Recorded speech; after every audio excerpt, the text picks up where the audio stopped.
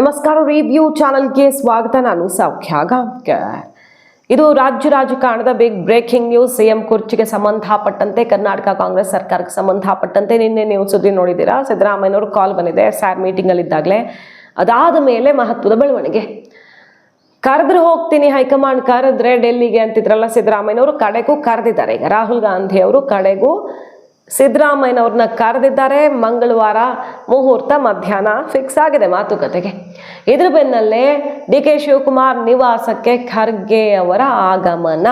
ಏನಿದರ secret? ಹಾಗಾದ್ರೆ ಅಸಲಿಗೆ ಕುರ್ಚಿಗೆ ಸಂಬಂಧಪಟ್ಟಂತೆ ಏನು ನಿರ್ಧಾರ ಆಗಿದೆ? ರಿವ್ಯೂ ಎಕ್ಸ್ಕ್ಲೂಸಿವ್ ಆಗಿ ಮಾರ್ಚ್ 25ಕ್ಕೆ ರಾಹುಲ್ ಗಾಂಧಿ ಅವರ ತೀರ್ಮಾನ ಆಗತ್ತೆ ಅನ್ನೋದನ್ನು ನಿಮ್ಮ ಮುಂದೆ ಇಟ್ಟಿತ್ತು. ಅದೇ ರೀತಿಯಲ್ಲಿ ಹೈಕಮಾಂಡ್ ಒಂದು ತೀರ್ಮಾನಕ್ಕೆ ಬಂದಿದೆ ಈಗ. ಸೊ ಸಿದ್ದರಾಮಯ್ಯನವ್ರನ್ನ ಕರೆಸಿರೋದು ಮತ್ತು ಅದಾಗದ ಬಳಿಕ DK ಶಿವಕುಮಾರ್ ಅವ್ರನ್ನ ಕರೆಯಲಾಗುತ್ತೆ. ಅದರ ನಡುವೆ ಒಂದು ಟ್ವಿಸ್ಟ್ ಇಟ್ಟಿದ್ದಾರಾ ಇಲ್ಲಿ ಅನ್ನೋದೊಂದು ಕಂಡು ಬರ್ತಿದೆ. DK ಶಿವಕುಮಾರ್ ಅವ್ರಿಗೂ ಕಾಲ್ ಬಂದಿದ್ಯಾ, ಆದರೆ ರಾಜ್ಯಸಭೆ ಅಭ್ಯರ್ಥಿಗಳ ಆಯ್ಕೆ ವಿಚಾರಕ್ಕೆ ಹೋಗೋದಕ್ಕೆ ಮನಸ್ಸು ಮಾಡ್ತಿಲ್ವಾ DK? ಅದು ಒಂದು ಪ್ರಶ್ನೆ ಎತ್ತಿದೆ ಈಗ. ಹೊರಗಡೆ ಸುದ್ದಿ ಆಗ್ತಿಲ್ಲ, ಬಟ್ ಇಂಥದ್ದು ಆಗ್ತಿದೆಯಾ ಒಳಗಿಂದೊಳಗೆ? DK ಶಿವಕುಮಾರ್ ಅವರು ತನಗೆ ಬೇಕಾದ ಸುದ್ದಿ ಬರೋ ತನಕ ಎಲ್ಲೂ ಹೋಗೋಕೆ ರೆಡಿ ಇಲ್ಲ ಅನ್ನೋ ತನಕ ಪಟ್ಟು ಹಿಡಿದಿದ್ದಾರ. ಈಗ ಏನೇನಾಗ್ತಿದೆ ಎಲ್ಲ ನೋಡ್ತಾ ಹೋಗೋಣ. ಮಿಸ್ ಮಾಡ್ತಾರೆ ನಮ್ಮ ಚಾನಲ್ನ ಸಬ್ಸ್ಕ್ರೈಬ್ ಮಾಡಿ, ನಿಮ್ಮ ಅಭಿಪ್ರಾಯ ಕಮೆಂಟ್ ಮಾಡಿ ತಿಳಿಸಿ. ವೀಕ್ಷಕರೇ, ರಾಜ್ಯದಲ್ಲಿ ಈಗ SIR ತಲ್ಲಣ ಸೃಷ್ಟಿಯಾಗಿದೆ. ವೆಸ್ಟ್ ಬೆಂಗಾಲು, ಬಿಹಾರಲ್ಲಿ ಸದ್ದಾದ ಬಳಿಕ ಈಗ ಕರ್ನಾಟಕದಲ್ಲಿ ಸುಪ್ರೀಂ ಕೋರ್ಟ್ಗೆ ಹೋಗಿ ಹೋರಾಟ ಮಾಡೋದಕ್ಕೆ ಕಾಂಗ್ರೆಸ್ ಸರ್ಕಾರ ಮೋದಿ ಚುನಾವಣಾ ಆಯೋಗದ ವಿರುದ್ಧ ತೊಡೆ ತಟ್ಟೋದಕ್ಕೆಲ್ಲ ರೆಡಿ ಆಗ್ತಿದೆ. ಸೊ ಆ ಮೀಟಿಂಗಲ್ಲಿ ಬ್ಯುಸಿ ಇದ್ರು. ಆವಾಗಲೇ ಕಾಲ್ ಬಂತು ಹೈಕಮಾಂಡ್ ನಾಯಕರಿಂದ.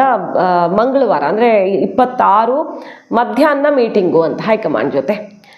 ಸೊ ಮೀಟಿಂಗ್ ಕರೆದಿದ್ದಾರೆ. ಇಷ್ಟು ದಿನಗಳ ಬಳಿಕ, ಕೇರಳ ಚುನಾವಣೆ ಬಳಿಕ, ಈ ಪಂಚರಾಜ್ಯ ರಿಸಲ್ಟ್ ಬಳಿಕ ಕರ್ನಾಟಕದತ್ತ ಗಮನ ಹರಿಸ್ತೀವಿ ಅಂತ ಹೇಳಿದಂತೆಯೇ ರಾಹುಲ್ ಗಾಂಧಿ ಅವರು ಈಗ ತೀರ್ಮಾನ ಮಾಡಿದ್ದಾರೆ. ಎರಡರೊಳಗೊಂದು ತೀರ್ಮಾನ ಮಾಡ್ತೀವಿ ಅಂತ ಹೇಳಿದ್ರು. ವೇಣುಗೋಪಾಲ್ ಅವರೇ ಹೋಗಿ ಕಷ್ಟ ಹೇಳ್ಕೊಂಡಿದ್ರು. ಇದು ತುಂಬ ಸಂಕಷ್ಟದತ್ತ ಹೋಗ್ತಾ ಇದೆ ಕರ್ನಾಟಕ ಪರಿಸ್ಥಿತಿ. ನಿರ್ಧಾರ ತಗೊಳ್ಳದೆ ಇದ್ರೆ ಸಿಕ್ಕಾಪಟ್ಟೆ ಕಾಸ್ಟ್ಲಿ ಆಗುತ್ತೆ. ಇದು ನಮಗೆ ಮುಂದಿನ ಎಲ್ಲ ಚುನಾವಣೆಗಳಲ್ಲೂ ಕೂಡ ದೊಡ್ಡ ಹೊಡೆತ ಕೊಡುತ್ತೆ ಅಂತ ಹೇಳಿದ್ರು. ಆಯಿತು, ಒಂದು ತೀರ್ಮಾನ ತಗೊಳ್ಳೋಣ ಅಂತ 25ನೇ ತಾರೀಕು ಮುಹೂರ್ತ ಇಟ್ಟಿದ್ರು. ಅದೇ ರೀತಿಯಲ್ಲಿ ತೀರ್ಮಾನವನ್ನು ಮಾಡಿದ್ದಾರೆ ರಾಹುಲ್ ಗಾಂಧಿ ಅವರು. ಈಗ ಸಿದ್ದರಾಮಯ್ಯನವರು ಡೆಲ್ಲಿಗೆ ಹೋಗ್ತಾರೆ. ರಾಜ್ಯಸಭೆ ಅಭ್ಯರ್ಥಿಗಳು ಫೈನಲ್ ಆಗಬೇಕು, ಪರಿಷತ್ತು, ಸಂಪುಟ ಪುನರ್ರಚನೆ ಮತ್ತು CM ಕುರ್ಚಿ, ಹಲವಾರು ವಿಚಾರಗಳಿವೆ ಅಲ್ವಾ. ಪ್ರಮುಖವಾಗಿ ಮೇಲ್ನೋಟಕ್ಕೆ ರಾಜ್ಯಸಭೆ ಅಭ್ಯರ್ಥಿಗಳ ಹೆಸರು ಫೈನಲ್ ಮಾಡಬೇಕಿತ್ತು, ಅದಕ್ಕೆ ಕರೆದ್ರು ಅಂತಾರೆ ನೋಡಿ ನಾಳೆ ಸಿದ್ದರಾಮಯ್ಯನವರು. ಬೇರೆ ಏನು ಮಾತಾಡಕ್ಕೆ ಹೋಗಲ್ಲ ಅವರು, ಎಲ್ಲ ಫೈನಲ್ ಆಗೋ ತನಕ, ಘೋಷಣೆ ಹೈಕಮಾಂಡ್ ಮಾಡೋ ತನಕನೂ ನಾಯಕರು ಯಾರು ಬಿಟ್ಕೊಡಲ್ವಲ್ಲ. ಸೊ ಆ ವಿಷಯವನ್ನು ಇಟ್ಕೊಂಡು ಕುರ್ಚಿ ವಿಚಾರ ಮಾತಾಡಕ್ಕೆ ಕರೆದಿರ್ತಾರೆ. DK ಶಿವಕುಮಾರ್ ಅವ್ರಿಗೂ ಕೂಡ KPCC ಅಧ್ಯಕ್ಷರು ಅನ್ನೋ ಕಾರಣಕ್ಕೆ, ಪಕ್ಷದ ಅಧ್ಯಕ್ಷರು ಅನ್ನೋ ಕಾರಣಕ್ಕೆ ನಾಳೆದೊಂದು ಮೀಟಿಂಗ್ ಇದೆ. ಬೆಳಗ್ಗೆ ಮಧ್ಯಾಹ್ನ ಸಿದ್ದರಾಮಯ್ಯನವ್ರನ್ನ ಕರೆದಿರೋದು. ಅದಕ್ಕಿಂತ ಮುಂಚೆ ಯಾರು ರಾಹುಲ್ ಗಾಂಧಿ, ಖರ್ಗೆ, ವೇಣುಗೋಪಾಲ್ ಅವರೆಲ್ಲ ಸೇರ್ಕೊಂಡು ಒಂದು ಮೀಟಿಂಗ್ ಮಾಡ್ತಿದ್ದಾರೆ. ಬೇರೆ ಬೇರೆ ಪ್ರಮುಖ ನಿರ್ಧಾರಗಳು ಆ ಮೀಟಿಂಗಲ್ಲಿ ಆಗುತ್ತೆ. ಆ ಮೀಟಿಂಗಲ್ಲಿ ತೀರ್ಮಾನ ಆದಮೇಲೆ ಅದು ಕರ್ನಾಟಕಕ್ಕೆ ಸಂಬಂಧಪಟ್ಟಂತೆ ಇರ್ಬೋದು, ವಿವಿಧ ರಾಜ್ಯಕ್ಕೆ ಸಂಬಂಧಪಟ್ಟಂತೆ ಎಲ್ಲಾನು ತೀರ್ಮಾನ ಆಗುತ್ತೆ. ಅದಾದ್ಮೇಲೆ ಮಧ್ಯಾಹ್ನ ಸಿದ್ದರಾಮಯ್ಯನವ್ರನ್ನ ಭೇಟಿ ಆಗ್ತಾರೆ. ರಾಹುಲ್ ಗಾಂಧಿ ಅವರು, ವೇಣುಗೋಪಾಲ್ ಅವರೆಲ್ಲ ಮೀಟಿಂಗ್ ಮಾಡ್ತಾರೆ. DK ಶಿವಕುಮಾರ್ ಅವರು ಪಕ್ಷದ ಅಧ್ಯಕ್ಷರು ಅನ್ನೋ ಕಾರಣಕ್ಕೆ ಹೈಕಮಾಂಡ್ ಕರೆ ಕೊಟ್ಟಿದೆ ಆ ಮೀಟಿಂಗಿಗೆ, ಮಧ್ಯಾಹ್ನದಲ್ಲ 11 ಗಂಟೆ ಮೀಟಿಂಗಿಗೆ ಅನ್ನೋದೊಂದು ಸುದ್ದಿ ಇದೆ ಇನ್ಸೈಡು. ಬಟ್ ಅದು ಎಷ್ಟರ ಮಟ್ಟಿಗೆ ಸತ್ಯ ಗೊತ್ತಾಗಬೇಕು. ಬನ್ನಿ ಅನ್ನೋ ಮಾತು ಕಳಿಸಿದ್ರು ಕೂಡ DK ಶಿವಕುಮಾರ್ ಅವರು ಹೋಗೋಕೆ ರೆಡಿ ಇಲ್ಲ ಆ ಮೀಟಿಂಗಿಗೆ ಅನ್ನೋ ಥರ ಏನೋ ಒಂದು ಡೆವಲಪ್ಮೆಂಟ್ ಆದಂಗಿದೆ. ಅದಿನ್ನೂ ಖಚಿತ ಇಲ್ಲ. DK ಶಿವಕುಮಾರ್ ಅವರು ಕರೆದ್ರೂ ಹೋಗಲ್ಲ ಅಂದರೆ ಏನೋ ಮುನಿಸ್ಕೊಂಡಿರ್ಬೇಕು. DK ಶಿವಕುಮಾರ್ ಅವರು ತನಗೆ ಬೇಕಾಗಿದ್ದಾಗೋ ತನಕ ತಾನು ಬೇರೆ ಸಣ್ಣ ಪುಟ್ಟ ವಿಷಯಗಳು ಅದು ಇದು ಅಂತ ಮಾತಾಡ್ಕೊಂಡು ಕೂತ್ರೆ ನನ್ನನ್ನು ಮನವೊಲಿಸ್ಬಿಡ್ತಾರೆ ಇವರು. ಹಾಗಾಗಿ ನಾನು ಮಣಿಬಾರ್ದು ಅಂತ ಹಠ ಹಿಡಿದು ಕೂತಿರೋ ಥರನೂ ಕಾಣಿಸ್ತಾ ಇದೆ. ಅದು ನಿಜಾನೇ ಆಗಿದ್ರೆ ಅದ್ರ ಬಗ್ಗೆ 100% ಮಾಹಿತಿ ಇಲ್ಲ. ಹೇಳ್ತಿದ್ದಾರೆ ಕೈಪಾಳ್ಯದಲ್ಲಿ DKಗೂ ಕಾಲ್ ಬಂದಿದೆಯಂತೆ 11 ಗಂಟೆ ಮೀಟಿಂಗಿಗೆ ಅಂತ ಕೆಲವರು ಮಾತಾಡ್ತಿರೋದಷ್ಟೇ. ಇದು ನೋಡ್ಬೇಕು ಅದ್ರ ಬಗ್ಗೆ.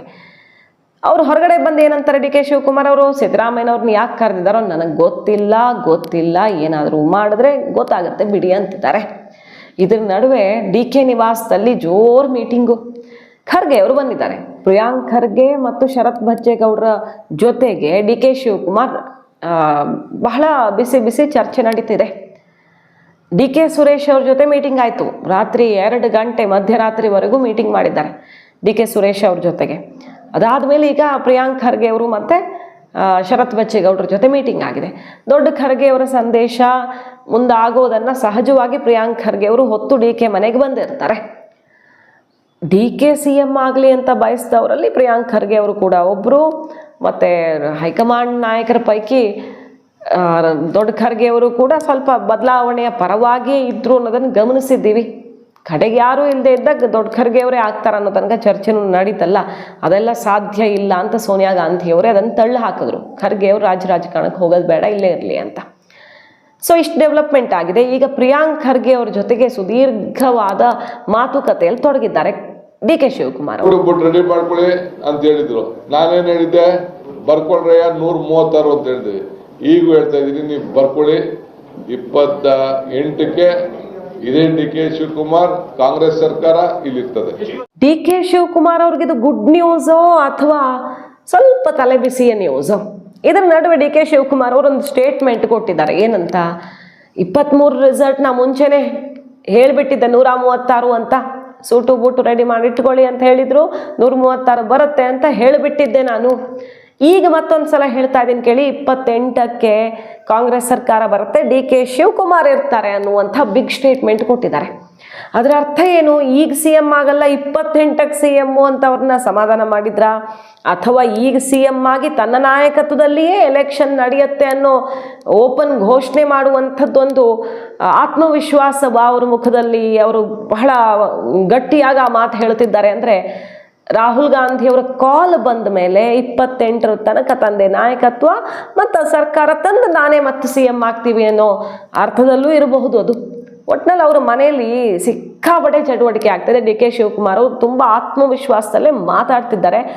ಯಾಕೆ ಅವ್ರ ಮುಖದಲ್ಲಿ ನಿನ್ನೆ ಟೆನ್ಷನ್ ಕಾಣಿಸಿತ್ತು ಅಂದರೆ, ಇವರೆಲ್ಲ ಶಾಸಕರು ಹೋಗಿ ಬಂದಿದ್ದಾರೆ ಡೆಲ್ಲಿಗೆ. ಸಚಿವ ಸಂಪುಟ ವಿಸ್ತರಣೆ ಆಗಬೇಕು, ಈಗ ಹಳಬರೆಲ್ಲ ಕೂತ್ಕೊಂಡಿದ್ದಾರೆ, ಅವ್ರನ್ನೆಲ್ಲ ಕಳಿಸಿ ಹೊಸಬ್ರಿಗೆ ಚಾನ್ಸ್ ಕೊಡಬೇಕು, ಸೀನಿಯರ್ಸಿಗೆ ಕೊಡಬೇಕು ಅಂತೆಲ್ಲ ಕೇಳಿದ್ರಲ್ಲ.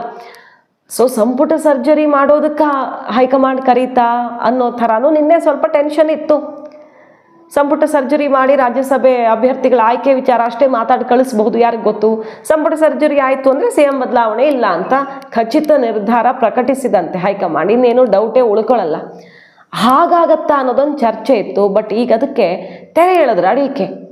ನಾನೇ ಇರ್ತೀನಿ 28ಕ್ಕೆ, ನಮ್ಮದೇ ಸರ್ಕಾರ, ನಾನು ಇಲ್ಲಿರ್ತೀನಿ ಅನ್ನುವ ಮೂಲಕ ತನಗೆ ಪವರ್ ಸಿಕ್ಕೇ ಬಿಡ್ತು ಅನ್ನುವ ಸುಳಿವನ್ನು ಕೊಡ್ತಿದ್ದಂಗಿದೆ ಡಿ ಕೆ ಶಿವಕುಮಾರ್ ಅವರು. ಪ್ರಿಯಾಂಕ್ ಖರ್ಗೆ ಅವರು ಬಂದು ಹೋದ ಮೇಲೆ ಡಿ ಕೆ ಟೋನ್ ಸ್ವಲ್ಪ ಚೇಂಜ್ ಆಗಿದೆ. ನಿನ್ನೆ ಸ್ವಲ್ಪ ಟೆನ್ಷನ್ ಇತ್ತು, ಇವತ್ತು ಡಿ ಕೆ ಟೋನ್ ಚೇಂಜ್ ಆಯ್ತಾ? ಹೈಕಮಾಂಡ್ ಡಿ ಕೆ ಶಿವಕುಮಾರ್ ಅವ್ರಿಗೆ ಪಟ್ಟ ಕಟ್ಟುವ ಆಲೋಚನೆಯನ್ನ ಮಾಡಿರೋದು ಹೌದಾ? ಹಾಗಾದ್ರೆ ಸರ್ ಡೆಲ್ಲಿಗೆ ಹೋಗ್ತಿದ್ದಾರೆ ಸರ್. ಡೆಲ್ಲಿಗೆ ಸಾಯಂಕಾಲ ಯಾರು ಡೆಲ್ಲಿಗೆ ಹೋಗ್ತಿದ್ದಾರೆ ಸರ್? ಡೆಲ್ಲಿಗೆ ಸಾಯಂಕಾಲ ಯಾರು ಡೆಲ್ಲಿಗೆ ಹೋಗ್ತಿದ್ದಾರೆ ಸರ್? ಡೆಲ್ಲಿಗೆ ಸಾಯಂಕಾಲ ಯಾರು? ಸಿದ್ದರಾಮಯ್ಯನವರಂತೂ ಈಗ ತುಂಬ ಬ್ಯುಸಿ ಆಗಿದ್ದಾರೆ. ಅವ್ರ ಕೆಲಸ ಎಲ್ಲ ಕೆಲವೊಂದೆಲ್ಲ ಬದಿಗಿಟ್ಟು ಮಧ್ಯಾಹ್ನ ಇವತ್ತೇ ಡೆಲ್ಲಿಗೆ ಹಾರ್ತಿದ್ದಾರೆ. ನಾಳೆ ಮಧ್ಯಾಹ್ನ ಮೀಟಿಂಗು. ಸೊ 2.5 ವರ್ಷಕ್ಕೆ ಚೇಂಜ್ ಆಗಬೇಕಾಗಿದ್ದು ಮಾತು ಕೊಟ್ಟಿದ್ದು, ಆದರೆ ಅದು 3 ವರ್ಷ ಕಂಪ್ಲೀಟ್ ಆಗೋಯ್ತು. ಪಂಚರಾಜ್ಯ ಚುನಾವಣೆ ರಿಸಲ್ಟು ಎಲ್ಲ ಆಗೋಯ್ತು.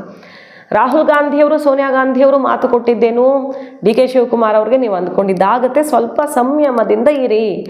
ಡಿ ಕೆ ಶಿವಕುಮಾರ್ ಅವರು ಹೇಳಿದ್ರಲ್ಲ, ವೇಟ್ ಮಾಡಿ ಅಂತ ಹೇಳಿದ್ದಾರೆ ರಾಹುಲ್ ಗಾಂಧಿಯವರು ಅಂತ. ಯಾವಾಗ ಏರ್ಪೋರ್ಟಲ್ಲಿ ಮಾತಾಡಿದ್ದಾಗಲೂ ಅದೇ ಆಗಿತ್ತು, ಡೆಲ್ಲಿಲಿ ಮಾತಾಡ್ಕೊಂಡು ಬಂದಾಗಲೂ ಕಾಯಿರಿ, ನಿಮ್ಮ ಸಮಯ ಬರುತ್ತೆ ಅಂತ ಹೇಳಿದ್ದಾರೆ ಅನ್ನೋದನ್ನು ಹೇಳ್ಕೊಂಡು ಬಂದರು. 3 ವರ್ಷಕ್ಕೆ ಸಿ ಎಂ ಆಗೋಕೆ ಅಷ್ಟು ಇಷ್ಟ ಇರಲಿಲ್ಲ ಡಿ ಕೆಗೆ.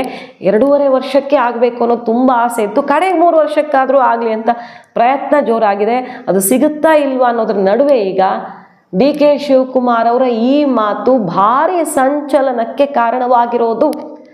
ಸೊ ಖರ್ಗೆಯವರು ಆಗ್ತೀನಿ ಅಂದಾಗ ಸೋನಿಯಾ ಗಾಂಧಿಯವರು ಬೇಡ ಅಂದಿದ್ದು ಈ ಸುದ್ದಿ ಬಂತು ಲಾಸ್ಟ್ ವೀಕ್. ಏನು, ಸಿದ್ದರಾಮಯ್ಯ ಕ್ಯಾಂಪಿಂದನೂ ದೊಡ್ಡ ಖರ್ಗೆ ಅವ್ರ ಹೆಸರು, ಡಿ ಕೆ ಕ್ಯಾಂಪಿಂದನೂ ಅಕಸ್ಮಾತ್ ತುಂಬ ಪ್ರತಿರೋಧ ಆದರೆ ಆಯಿತು ಖರ್ಗೆ ಅವರು ಆಗ್ತಾರೆ ಅಂದರೆ ನಾವು ಒಪ್ಕೊಳ್ತೀವಿ, ಸಿದ್ದರಾಮಯ್ಯನವರು ಮುಂದುವರಿಯೋದನ್ನು ಒಪ್ಪಲ್ಲ ಅನ್ನೋ ರೀತಿಯಲ್ಲಿ ಪ್ರತಿರೋಧ ಬಂತು. ಸೊ ಖರ್ಗೆ ಅವ್ರಿಗೆ 2 ಕಡೆಯಿಂದ ಸಪೋರ್ಟ್ ಸಿಕ್ತಲ್ಲ.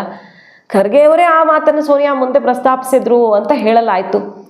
ಯಾಕೆ ಸಮಸ್ಯೆ ಬಗೆಹರಿಸೋದಕ್ಕೆ ನಾನು ಆಗಬಾರ್ದು ಅನ್ನೋ ರೀತಿಯಲ್ಲಿ ಪ್ರಸ್ತಾಪಿಸಿದ್ದಾರೆ ಅಂತಾನೆ ರಿಪೋರ್ಟ್ಸ್ ಬಂದು. ಬಟ್ ಸೋನಿಯಾ ಗಾಂಧಿ ಅವರು, ನೀವು ರಾಹುಲ್ ಗಾಂಧಿ ಜೊತೆಗೆ ಇರಬೇಕು, ನಮ್ಮನ್ನು ಒಂಟಿ ಮಾಡಿ ಹೋಗಬೇಡಿ, ನೀವು ರಾಜಕಾರಣಕ್ಕೆ ನೀವು ಈಗ ಹೋಗೋ ಸಮಯ ಅಲ್ಲ ಇದು ಅಂತ ಮನವೊಲಿಸಿದ್ ನೋಡಿದ್ರೆ ಅಂದರೆ ಅವ್ರಿಗೆ ಬೇಸರ ಆಗದಿರೋ ರೀತಿಯಲ್ಲಿ ಅವ್ರಿಗೂ ಇರುತ್ತಲ್ಲ ರಾಜ್ಯ ರಾಜಕಾರಣದಲ್ಲಿ ಒಂದು ದೊಡ್ಡ ಹುದ್ದೆ ತಾನು ಶುರು ಮಾಡಿದಂಥ ರಾಜ್ಯದಿಂದ ನೋಡಬೇಕು ಅಂತ. ಬಟ್ ಅದು ಆಗಲ್ಲ ಅನ್ನೋದು ಸೋನಿಯಾ ಗಾಂಧಿ ಅವ್ರ ಕಡೆಯಿಂದ ಬಂತು ಅಂದರೆ ಡಿ ಕೆ ದಾರಿಯನ್ನು ಇದೇ ಕಾರಣಕ್ಕೆ ಕ್ಲಿಯರ್ ಮಾಡಿಟ್ಟಿದ್ರ. ಪ್ರಿಯಾಂಕಾ ಗಾಂಧಿ ಅವರು ಡಿ ಕೆ ಶಿವಕುಮಾರ್ ಅವ್ರಿಗೆ ಅಭಯವನ್ನು ಕೊಟ್ಟಿದ್ರು. ಅದೇ ರೀತಿಯಲ್ಲಿ ಪ್ರಿಯಾಂಕಾ ಗಾಂಧಿಯವರ ಹಠವೇ ಕೇರಳದಲ್ಲಿ ಗೆದ್ದಿದೆ. ಸತೀಶನ್ ಅವರನ್ನೇ CM ಮಾಡುವಲ್ಲಿ. ಯಾಕೆ ಗೆಲ್ತು ಅಂದರೆ ಅವರನ್ನು ಮಾಡದಿದ್ರೆ ಸರ್ಕಾರ ಬಿದ್ದೇ ಹೋಗ್ತಿತ್ತಲ್ಲಿ. ಅಪರೂಪಕ್ಕೆ ಆಯ್ಕೆಯಾದಂತಹ ಕಾಂಗ್ರೆಸ್ಸು ಆಡಳಿತ ಮಾಡೋಕ್ಕಾಗ್ತಿರ್ಲಿಲ್ಲ. ಅಂತಹ ಪರಿಸ್ಥಿತಿ ಇತ್ತು ಸತೀಶನ್ ಕೈ ಬಿಟ್ಟಿದ್ರೆ. ಬಟ್ ಕರ್ನಾಟಕದ ಕಥೆ ಸ್ವಲ್ಪ ವಿಭಿನ್ನವಾಗಿದೆ. ಸಿದ್ದರಾಮಯ್ಯ ಕ್ಯಾಂಪು ಇಲ್ಲಿ ಹೆಚ್ಚು ಸ್ಟ್ರಾಂಗ್, ಏನೇ ಹೇಳಿದ್ರು ಕೂಡ. ಸತೀಶ್ ಜಾರಕಿಹೊಳಿ ಇನ್ನೂ ತುಂಬ ಜನ ಏನು ಮಾಡ್ತಾರೆ ನಾಳೆ ಸರ್ಕಾರಕ್ಕೆ ಗೊತ್ತಿಲ್ಲ, ಡಿ ಕೆ ಶಿವಕುಮಾರ್ CM ಆದರೆ. ಹಾಗಿರುವಾಗ ಈಗ ಡಿ ಕೆ ಶಿವಕುಮಾರ್ ಅವರ ಬಾಯಲ್ಲಿ 28ಕ್ಕೆ ಮತ್ತೆ ನಮ್ಮದೇ ಸರ್ಕಾರ ಆಗ ನಾನೇ ಇರ್ತೀನಿ ಅನ್ನುವ ಮಾತು ಬಂದಿದೆ ಅಂದರೆ ರಾಹುಲ್ ಗಾಂಧಿಯವರಿಂದ ಏನೋ ಒಂದು ದೊಡ್ಡ ಸಂದೇಶ ಸಿಕ್ಕಂತೆ ಕಾಣಿಸ್ತಾ ಇದೆ. ಭಾರಿ ಕುತೂಹಲ. ಕ್ಲೈಮ್ಯಾಕ್ಸು ಕಡೆಗೂ ಕರ್ನಾಟಕ ಕಾಂಗ್ರೆಸ್ಸಲ್ಲಿ ಬಂದಿದೆ. ಕಡೆಗೂ ಕರ್ನಾಟಕದಲ್ಲಿ ಒಂದು ನಿರ್ಧಾರ ತಗೊಳ್ಳೋಕ್ಕೆ ಹೈಕಮಾಂಡು ರಾಹುಲ್ ಗಾಂಧಿಯವರು ಮನಸ್ಸು ಮಾಡಿರೋದು. ಮಾಹಿತಿ ಇಷ್ಟ ಆಗಿದ್ರೆ ಮಿಸ್ ಮಾಡದೆ ನಮ್ಮ ಚಾನಲ್ನ ಸಬ್ಸ್ಕ್ರೈಬ್ ಮಾಡಿ, ನಿಮ್ಮ ಅಭಿಪ್ರಾಯ ಕಮೆಂಟ್ ಮಾಡಿ ತಿಳಿಸಿ. Thank you.